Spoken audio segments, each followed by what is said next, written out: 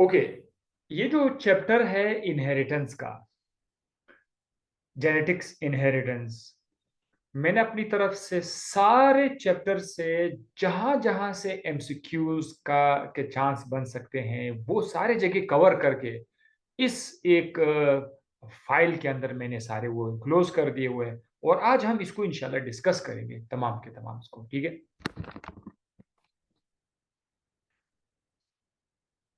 कुछ बेसिक चीजें आपको मैं सिखाऊंगा, उससे क्या होगा कि पूरा जो रिदम है इस चैप्टर का स्टाइल सारे चैप्टर से डिफरेंट है। बाकी जितने भी बायोलॉजी के वो सबसे दूसरा डिफरेंट है इसका स्टाइल, क्योंकि इसमें आपको कैलकुलेशन करनी पड़ती है, ठीक है। इसलिए ये रीजन है। अच्छा, सो लेट्स स्टार्ट दिस। सबसे पहला है, albinism is characterized by the lack of dash dash pigments in the dash hair and eyes. अब ये आसान सवाल है, इसमें ऐसा कुछ नहीं है। जस्ट एक अच्छा सा स्टार्ट लेने के लिए, एक अच्छा शुरुआत लेने के लिए एक आसान सा सवाल में ले आया। ये किताबी सवाल है, किताबी एमसीक्यूज है। असल शो जो है, शो तो अब बाद में स्टार्ट होने वाला है। एल्बिनिज्म जिसमें बंदे का सारा स्किन और बाल वगैरह सब के सब सफेद होते हैं, ठीक है, व्हाइट हेयर होते हैं। तो उस बीमारी को एल्बिनिज्म कहा जाता है। कहता है इसके अंदर characterise by the lack of, कहता है इसके अंदर क्या चीज नहीं होता, और कोई पिगमेंट होगा, क्योंकि सामने उन्होंने पिगमेंट यहाँ पे दिया हुआ है, लेक ऑफ पिगमेंट, या कोई पिगमेंट होगा। आपने उसका नाम सीखना है। In the dash dash hair and eyes. तो कुछ जगह दिए हुए, कुछ जगह जो है वो मिसिंग है। अब इसका राइट ऑप्शन क्या है? जेंथोफिल इन स्किन नहीं हो सकता, जेंथोफिल नहीं होता। वो मेलानिन है, जो कि उस स्किन के अंदर नहीं होते। तो मेलानिन यहां पर क्या आ जाएगा? लेकर मेलानिन पिगमेंट आएगा, इन द स्किन आएगा। जो दूसरा फिल इन द ब्लैंक है, इधर स्किन आएगा। तो कभी कभी इस तरह के सवाल आ जाते हैं जिसमें उन्होंने फिल इन द ब्लैंक दिया हो, फिल इन द ब्लैंक हो, और नीचे ऑप्शन से आपने उसको फिल करना है, तरतीब वाइज भी आपने देखना है। अच्छा, ओके। आगे जाने से पहले एक बात का ख्याल रखिएगा कि पिछले 3 दिनों से चैप्टर, जेनेटिक चैप्टर मैंने ग्रुप में शेयर किया था। जो शौकीन हजरात होते हैं, जिनका इरादा है कि यार हम कोशिश करते हैं कि ये जो मेडिकल सीट है इसके लिए भरपूर तैयारी कर सके, उन्होंने वो सारे के सारे जो लेक्चर्स है उन्होंने देख लिए होंगे, उन्होंने सब कुछ अपना कॉन्सेप्ट बना लिया होगा। तो अब मैं उसी लेक्चर में से एक छोटा सा चीज आपको बताना चाहूंगा। जिन्होंने देखा होगा उसको तो माशाल्लाह से पहले से आता होगा कि आपका जो क्रोमोसोम है, क्रोमोसोम,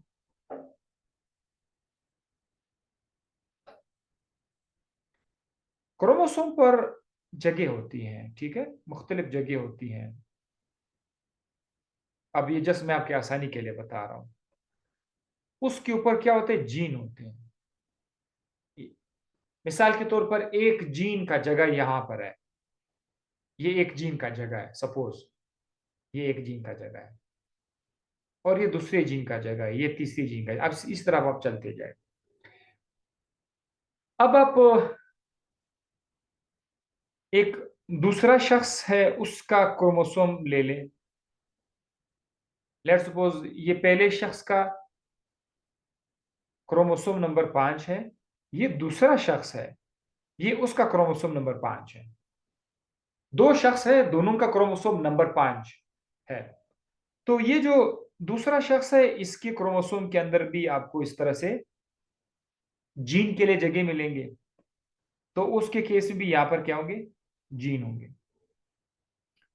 अच्छा, अब जरा देखिए, ये जो जीन के जगह होते हैं, सपोज ये यहां और यहां से, इसको हम लोग लोकस बोलते हैं।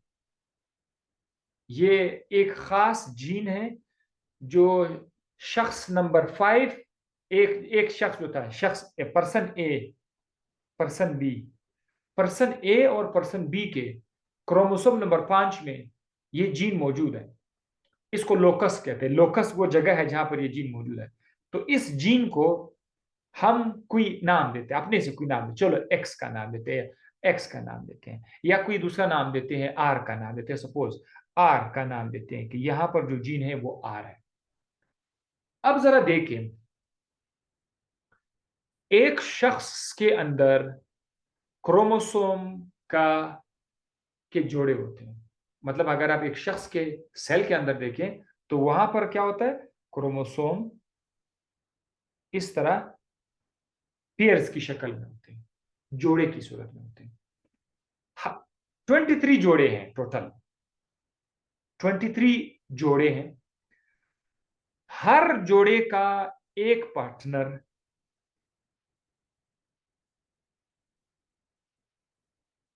फादर से आया होगा, दूसरा पार्टनर मदर से आया होगा। यहां तक भी क्लियर है? गुड। अब जरा आप देखिए कि जिस तरह क्रोमोसोम जोड़े की सूरत में होते हैं, इसी तरह जीन्स भी जोड़े की सूरत में होते हैं। जीन्स भी पेयर की शक्ल में होते हैं। तो अब हमारे पास जो जीन था, आर आर आर भी इसी तरह से हमारे पास जोड़े की शक्ल में होगा। सो हम लोग उसको इस तरह से लिखेंगे, कैपिटल आर कैपिटल आर, ये इस तरह लिखेंगे, ये उसका जोड़ा है। या फिर स्मॉल आर, ये जोड़े की सूरत में लिखा जाएगा। ठीक है, जब जोड़े की सूरत में लिखा जाएगा तो एबीसी में नाम दे दे, कैपिटल आर या स्मॉल आर। ऐसा भी लिखा जा सकता है, कैपिटल आर स्मॉल आर, मतलब एक कैपिटल आर। ये सब के सब ना, मुख्तलिफ जो 3 शक्लें हैं जीन्स के जोड़ों का, ये दरअसल आपका वो सिंगल जीन है जो आपने शुरू से सुना था, पढ़ा था। आर वो एक जीन है, तो जीन आपको जोड़े की सूरत में मिलेगा। ठीक है, ये जो 2 जीन है ना, ये 2 पार्टनर, ये कब एक दूसरे से अलग हो सकते हैं? एक शख्स के अंदर तो ये जोड़े की सूरत में है, लेकिन ये अलग हो सकते हैं एक टाइम में, जब गेमीट बन रहा हो ना, उस वक्त आरजी तौर पर ये अलग हो जाते हैं गेमीट बनते वक्त। जैसे कि इंसान के अंदर स्पर्म के बनते वक्त, फीमेल मेल के अंदर स्पर्म के बनते वक्त फीमेल के अंदर अंडा जब बनता है, तो ठीक है, उस वक्त ये क्या होता है, ये अलग हो जाते हैं। अब ये जो पार्टनर है ना, इस पार्टनर में से एक का नाम क्या है? 2 पार्टनर है, इसका नाम है अलील।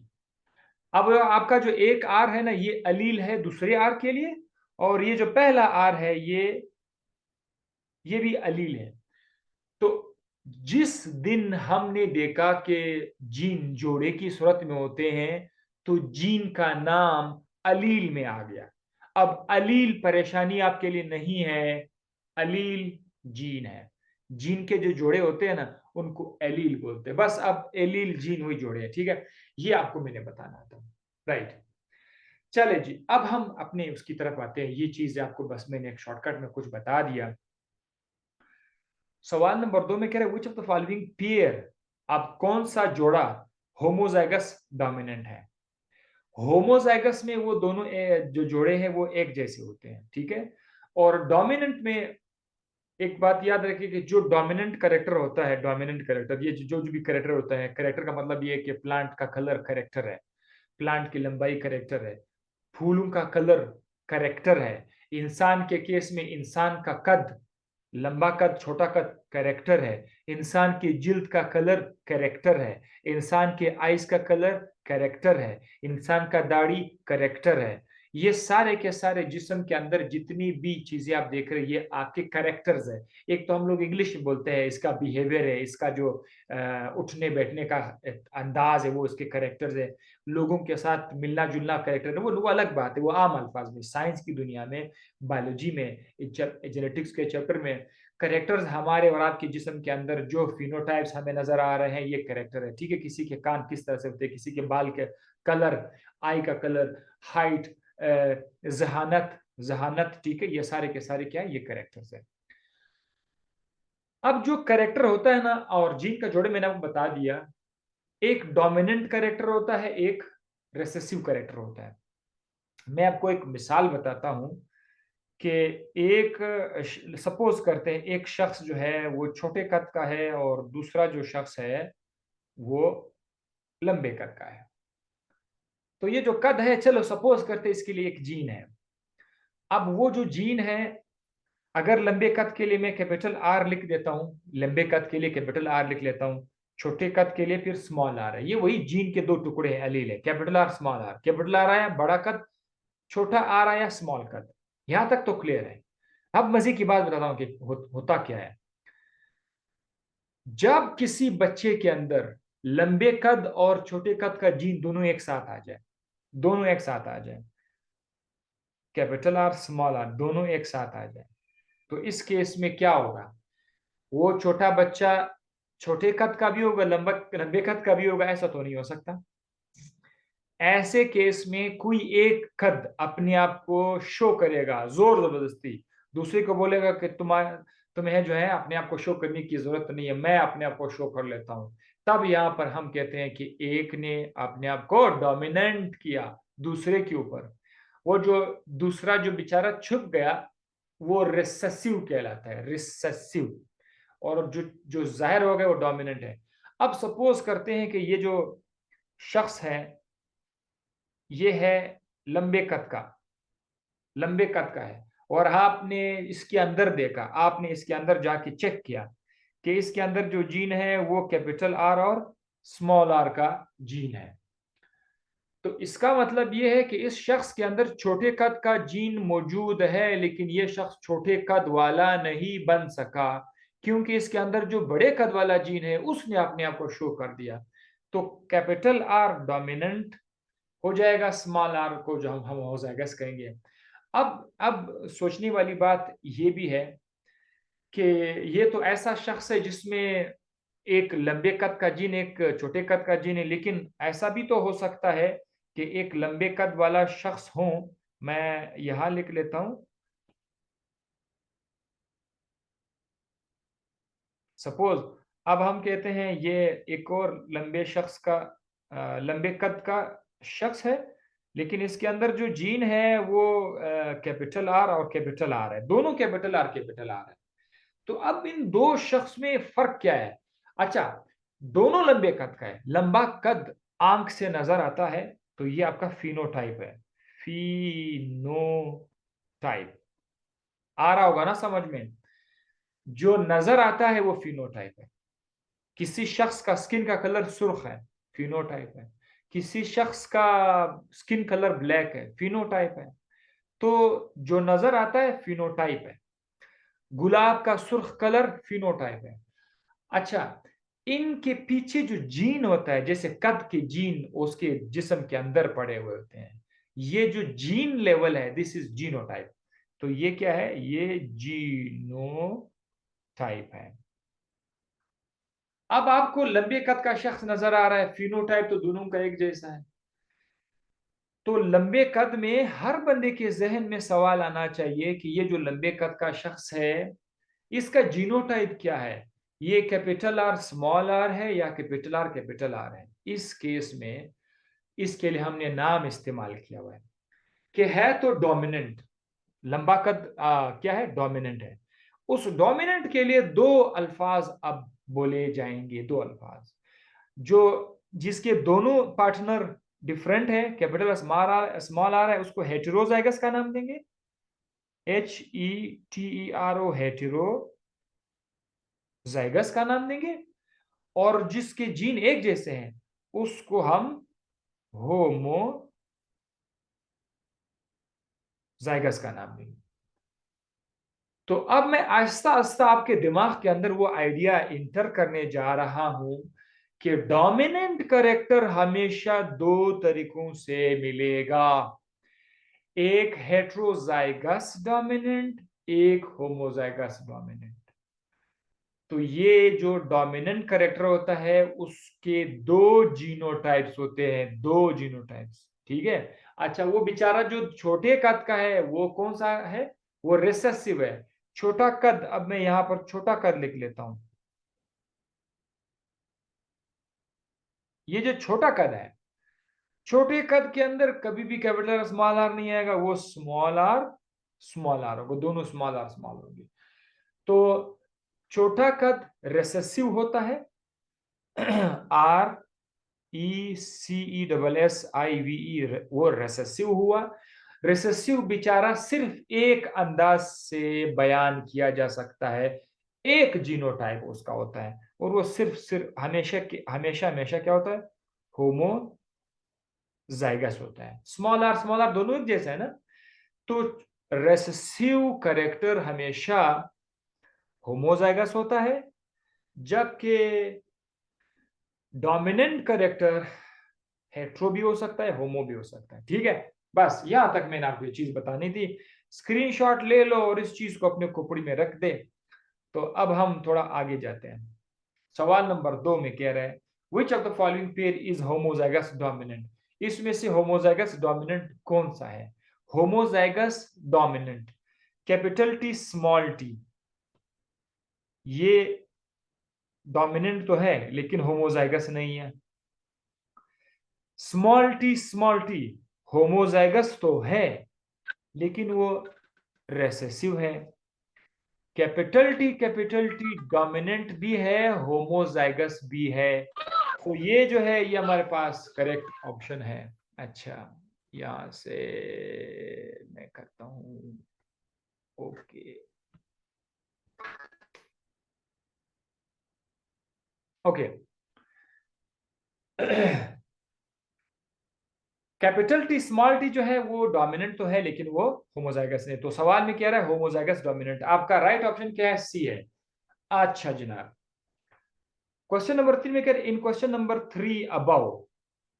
अच्छा, ये question number 3, in question number 2 above, वही ऊपर वाले सवाल के बारे में जिक्र हो रहा है कि क्वेश्चन नंबर 2, ऊपर जो क्वेश्चन नंबर 2 लिखा हुआ है उसमें which condition could be dominant, कौन सा कंडीशन डोमिनेंट हो सकता है? ऊपर जो आपके ऑप्शन है ना उसमें से कौन सा डोमिनेंट हो सकता है? कैपिटल टी स्मॉल टी कौन सा है? C and D both, C and D both, हाँ ठीक है। सी बी डोमिनेंट है, डी बी डोमिनेंट है। ऑप्शन बी कह रहे बी सी डी, नहीं गलत, ऑप्शन बी गलत है। Option C A C D, yes. Option C कह रहा है ए, ए बिल्कुल डोमिनेंट है। ए में हमारे पास क्या क्या चीज मौजूद है? Capital T small T. C में क्या है? Capital T. डी में capital T small T. Repeat हुआ है लेकिन खैर है, क्या करें। सो ये जो डोमिनेंट करेक्टर है उसको आप होमोजाइगस और हेटेरोजाइगस दोनों से आप बता सकते हैं। ये रिपीट हो गया है, capital T. How you define the dominant character, आप लोग डोमिनेंट करेक्टर को कैसे डिफाइन करोगे? एक तो मैंने बता दिया था, जोड़े की शक्ल में, एक अपने आप को शो करता है, दूसरा बेचारा शो नहीं हो सकता। लेकिन इसका एक प्रॉपर डेफिनेशन है कि जब आप एक एक दो पेरेंट होते हैं ना, पेरेंट ए पेरेंट बी, दो पेरेंट होते हैं, दो प्लांट होते हैं या जो भी है, ये जब आपस में मेट करते हैं ना, उनके जो बच्चे आ जाएंगे ना, बच्चे आ जाएंगे, बच्चों को बोलते हैं ऑफ स्प्रिंग, बच्चों को ऑफ स्प्रिंग बोलते हैं। तो ये जो बच्चे आ गए ना, पहली पीढ़ी जिसको बोलते हैं, पहला नस्ल जो आ गया, इसको F1 कहा जाता है। अब सपोज करते हैं ये जो पेरेंट है ये छोटे कद का है, शॉर्ट, और ये जो बी है ये टॉल है, लंबे कद का है। आपने देखा, सपोज आपने देखा कि ऑफस्प्रिंग के तमाम बच्चे टॉल कद के आ गए, तो जो F1 में नजर आया वो डोमिनेंट है, जो F1 में नजर आया वो डोमिनेंट है। अब F1 में छोटा कद तो नजर नहीं आ रहा है, बड़ा कद नजर आ रहा है, तो अब बड़ा कद डोमिनेंट है। अब मैं थोड़ा रिवर्स करता हूं, मैं अपनी बात को रिवर्स करता हूं। वो कैसे? अगर अगर आपने देखा, कभी आपने क्रॉस किया, F1 में आपने देखा कि सारे के सारे बच्चे शॉर्ट हैं, अगर F1 में छोटा कद नजर आया तो फिर छोटा कद रिसेसिव है। ये रिसेसिव और डोमिनेंट का जो फैसला है वो F1 के बेस पे किया जाता है। F1 में जो नजर आया वो डोमिनेंट है, जो नजर नहीं आया वो रिसेसिव है। बस ये इस तरह से हम लोगों ने किया हुआ है। अच्छा, अगर आप देखें ना, एक सुर्ख फ्लावर है, red flower, red flower versus white flower, ये दो फूल है, पेरेंट्स हैं, इनके हमने मिसाल, चलो सपोज करते हैं, बच्चे देखे, सपोज करते हैं, फर्ज करते हैं, अगर इनके F1 में, अगर इनके F1 में सारे के सारे रेड आ जाए, ऑल रेड आ जाए, तो हम कहेंगे कि रेड कलर जो है वो व्हाइट पर डोमिनेंट है। ये इस तरह नहीं है कि व्हाइट रेड कलर बड़ा बदमाश है और ये लोग आपस में फाइट करते हैं, सच कुछ भी नहीं है। बस F1 में देखना पड़ता है, F1 में अगर व्हाइट नजर आया तो व्हाइट डोमिनेंट है, अगर रेड नजर आया तो रेड डोमिनेंट है। सो बहरहाल ये डोमिनेंट के हवाले से था। So how you define the dominant character? The one with capital letters, the one with capital letters. ये सही तो है, हम अक्सर अवकात डोमिनेंट को कैपिटल लेटर से शो करते हैं, लेकिन कभी कभी आपको ऐसे हालात मिल जाएंगे जहां पर ये डेफिनेशन आपके लिए प्रॉपर नहीं होगा, ये कि कैपिटल लेटर से शो करते हैं। एक अच्छा डेफिनेशन होगा, किताब में भी इस तरह से आपको कभी नहीं मिलेगा कि भाई डोमिनेंट जो है वो होता है जिसको, जिसके पास कैपिटल लेटर होते हैं। प्रॉपर डिफाइन अगर करें तो प्रॉपर डेफिनेशन ये होगा, the one that appear in F1, the one with capital letters, the one that disappear in F1, the one that appear in F2, the one that can be seen in homozygous condition only। अच्छा, इन चार में से कोई एक भी option नहीं है यहां पर।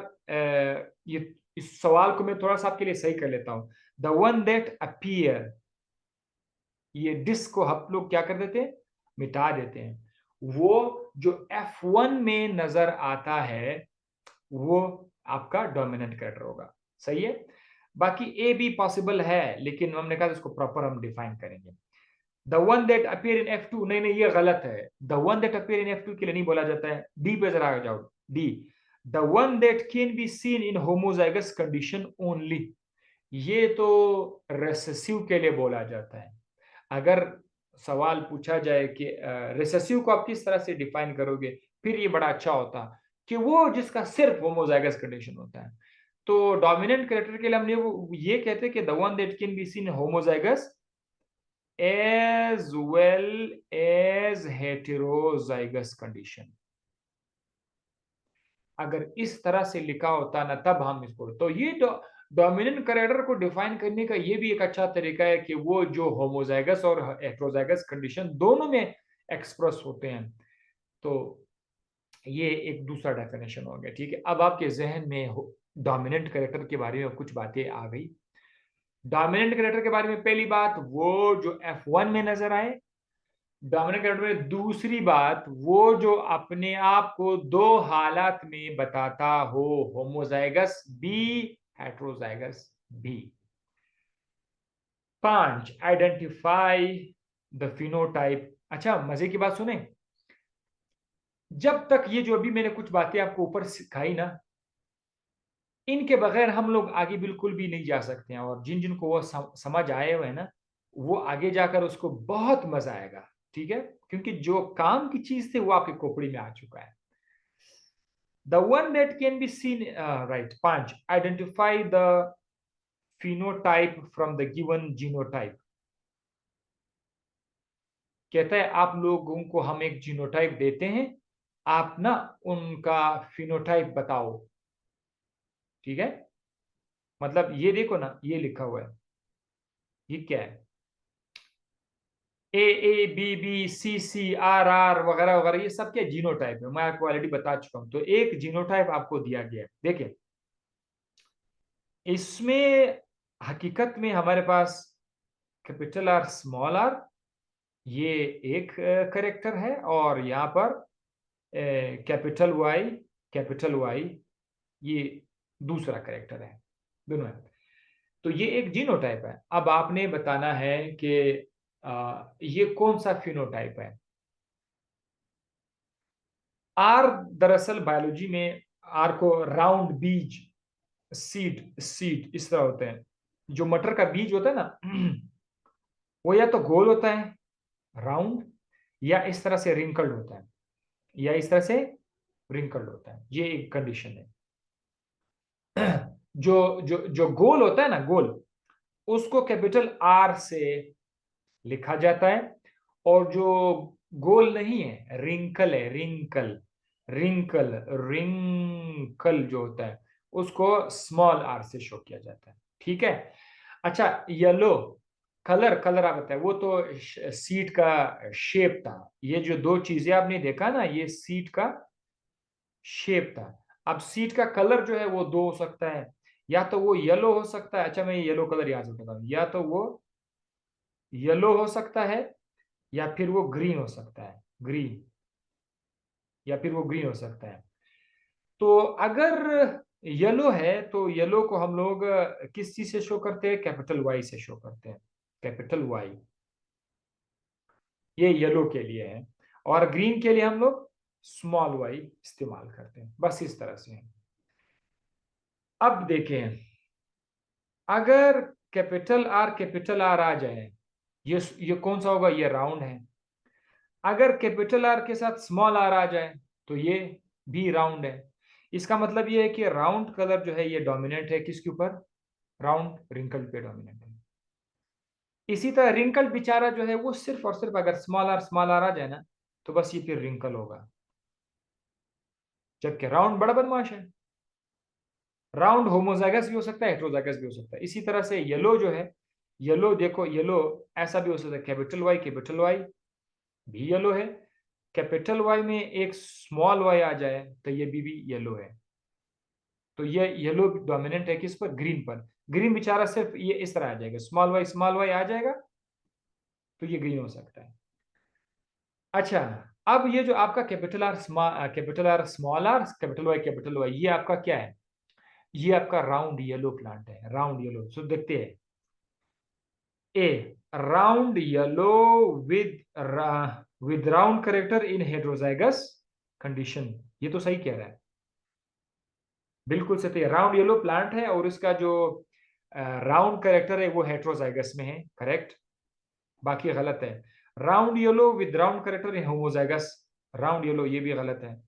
Wrinkled yellow with round character, ये भी गलत है। ये सारे के सारे गलत है। अगर आप स्क्रीनशॉट ले लोगे और तसल्ली से देख दिए तो आप पता चलेगा ये सारे के सारे रॉन्ग है।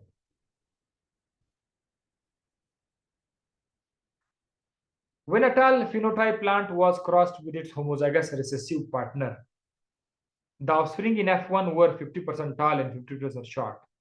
This means that the apparently tall parental plant was. अच्छा, ये उन्होंने क्या किया हुआ? एक क्रॉस किया हुआ है। क्रॉस किया हुआ है किस चीज का? लंबे कद का दरख्त है, एक प्लांट है, टाल प्लांट। दरख्त तो बाहर नहीं कर, प्लांट है, छोटे प्लांट है, जल्दी जल्दी आप इसको क्रॉस करते हैं। इसको क्रॉस किया गया था होमोजाइगस रिसेसिव पार्टनर के साथ। होमोजाइगस रेसेसिव यानी ये आपको दरअसल ये बता रहा है टाल प्लांट है, ये एक लंबे कद का प्लांट है, और यहाँ पर एक छोटे कद का प्लांट है। सही है। छोटे कद के प्लांट के बारे में एक चीज श्योर है, यकीन है कि ये रेसेसिव है, होमोजाइगस रेसेसिव है, यानी स्मॉल टी है ये।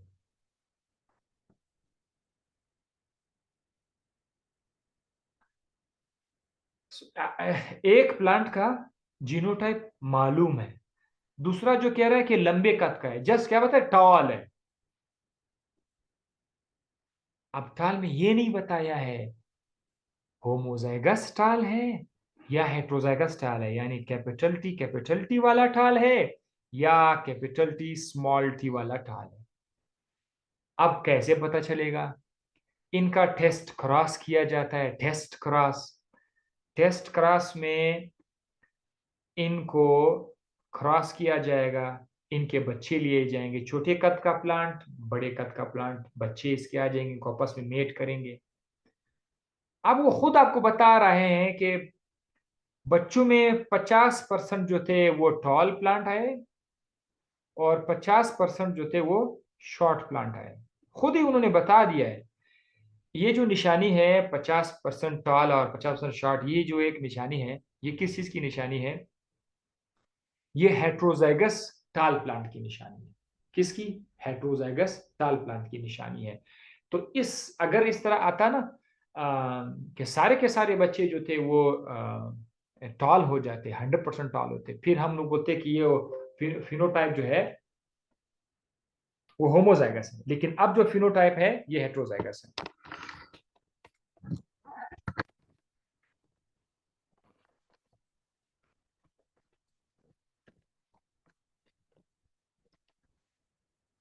ओके, इसके बारे में मैं आपको कुछ और चीज भी बताता हूँ। ये परसेंटेज मालूम, ये एक तरीका बताऊंगा, बाद में मसला नहीं होगा। सर सुनते जाए, ये स्क्रीनशॉट ले लिया होगा, ठीक है। 50% अगर टाल आया, 50% शॉर्ट है, तो इसका मतलब ये है वो जो लंबा कद था, जो डोमिनेंट था, उसका जीनोटाइप के बारे में पता चल गया कि वो कौन सा जीनोटाइप है, वो हेट्रोजाइगस है। प्रूफ देता हूं आपको मैं, प्रूफ।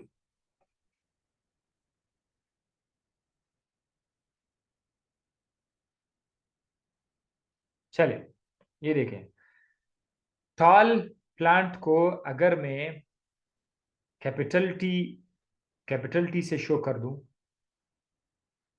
शॉर्ट को अगर मैं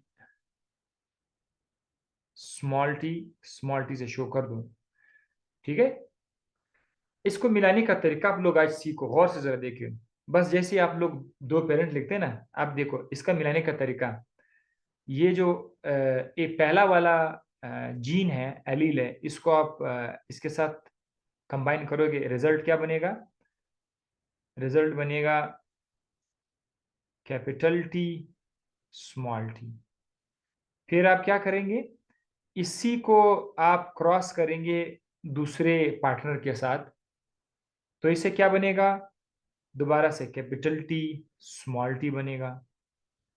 अब दूसरे पार्टनर की बारी है, इसकी बारी है। आप इसी तरह आप इसको भी रिपीट कर लें।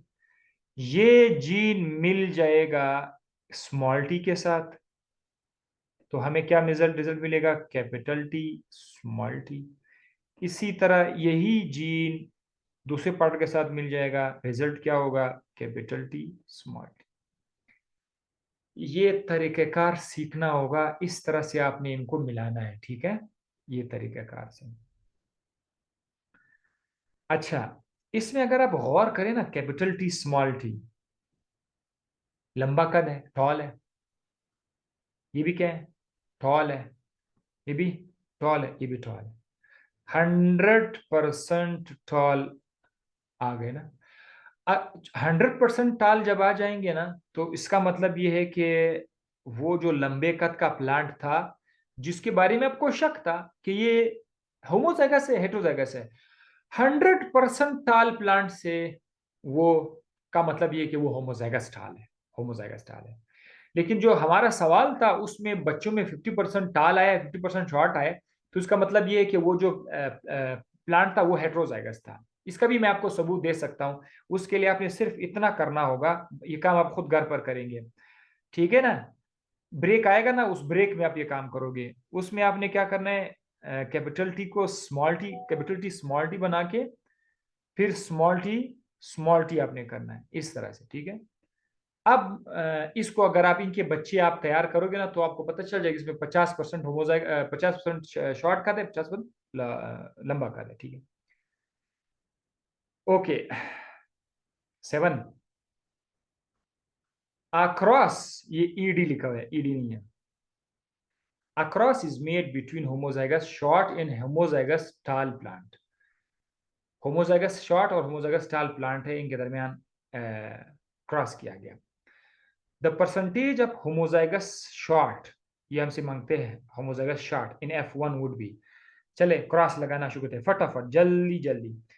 बिटवीन होमोजाइगस शॉर्ट यानी स्मॉल आर, अच्छा ठीक कर देते हैं, small T between homozygous short and homozygous टाल, कैपिटल टी करा गया। कहता है इसमें से होमोजाइगस शॉर्ट कितने होंगे, होमोजाइगस शॉर्ट कितने होंगे। अगर आपने इसका क्रॉस देखा होगा ना, अब मैं बार बार लाइनें आपके सामने नहीं लिखूंगा, मैं मुझे बस याद है, मैं ऐसे कर दूंगा, देखो, capital T small T, capital T small T, capital T small T, capital T small T, सारे के सारे क्या है, सारे के सारे क्या है, हेटेरोजाइगस थॉल प्लांट है। इसमें तो एक भी होमोजाइगस शॉर्ट नहीं है, तो परसेंटेज क्या हुआ? 0%। एक बात याद रखिएगा, एक बात याद रखिएगा, चार में से चार के चार तो 100% आएंगे, ठीक है, 100% आएंगे। 1/4 हमेशा याद रखिए 25% होता है। 2/4 50% है। 3/4 75% है। ये आप लोगों ने यहाँ क्या करना, याद रखना है। सही है। हमेशा बच्चे 4 आएंगे, 4 बच्चों में से 4 के 4 लंबे कद के, तो ये 100% है। अगर 4 में से एक बच्चा छोटे कद का आ जाए ना, तो उसका परसेंटेज कितना बनेगा, 25%। तो ये देखो, ये जो 4 बच्चे हैं ना, हर बच्चा 25% है। 25%, 25%, 25%, 25%। तो कुल मिला के 100%। ये सारे के सारे बच्चे 100%, सारे के सारे टॉल है, टॉल है। इफ हमारे पास 2 मिनट रह गए हैं, ठीक है, उसके बाद दोबारा से लिंक दे देंगे। If the cross is made between 2 heterozygous टाल प्लांट। अब देखो, अब 2 हेट्रोजाइगस टाल प्लांट है, इनके दरमियान क्रॉस लगाएंगे। 2 हेट्रोजाइगस टाल प्लांट, यानी capital T small T, capital T small T. ठीक है, ऐसा ही है। सवाल समझा, बस काम हो गया। Then the percentage of offspring with tall character. इनके बच्चों में टॉल कैरेक्टर कितना होगा, मैं अगर इसको करूं ना, तो इसका हिसाब इस तरह से होगा, capital T small T, capital T. अगर आप तरतीब वाइज देखोगे ना, तो तरतीब वाइज ऐसा होगा। मैं वैसे डायरेक्ट कर रहा हूं, ठीक है। Capital T, capital T, capital T small T, capital T small T, small T small T, ऐसा आएगा। इसमें वो क्या कह रहे हैं, offspring that the correct the percentage offspring with tall character.